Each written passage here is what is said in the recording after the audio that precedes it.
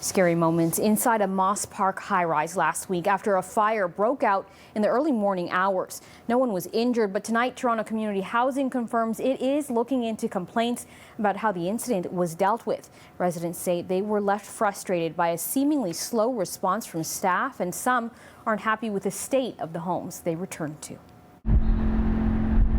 I opened the front door and I looked in the hallway from one end all the way to the other.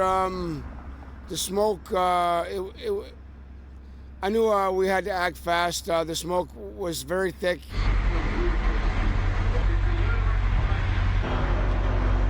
A rude awakening early Thursday for tenants inside 295 Shooter Street. My friend lives in 14th floor, so I call her. And then that's when I find out there's a big fire. And then in the balcony, can't breathe. The smoke came so fast that I had to crawl. Residents described the terrifying scene after a 3-alarm fire broke out on the 14th floor just after midnight. The smoke was that bad in the hallway, there was no chance for us to go anywhere.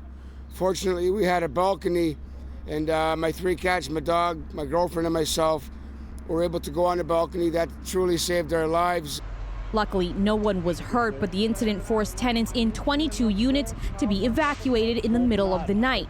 Some are now questioning the response from Toronto Community Housing. We waited for TCHC management to arrive on site. Unfortunately, we didn't hear back from anyone from TCHC until later on in the morning.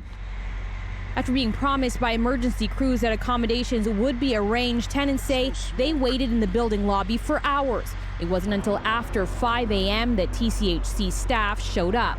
I got a call from a couple of folks. There's smoke.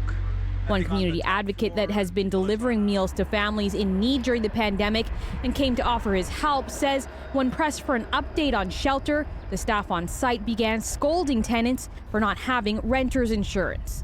We had nowhere to go. They weren't going to put us in a hotel. And like I said, we had 3 cats and a dog.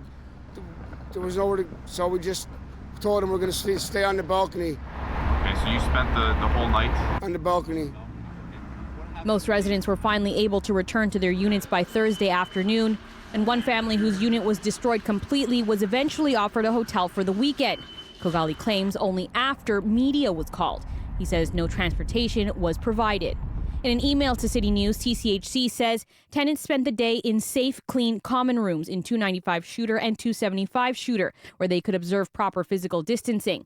They were provided safety masks and were assisted by Toronto Community Housing, who provided them with meals and water and helped the tenants contact family members and other tenants.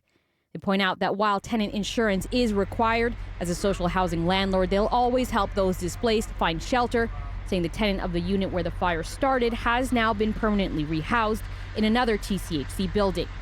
About a dozen residents met in the building's lobby this afternoon to discuss last week's incident and are now calling for an investigation into the way the situation was handled. And those who've been allowed to return say their units are still caked in black soot. I've scrubbed and scrubbed, but the black, it won't come out. It needs to be done professionally. I can't do it. The walls, like I said, we need new tiling. Now, as TCHC tells us, they are looking into those complaints, and they say any tenants who aren't happy with the cleanup can call client care for a follow-up.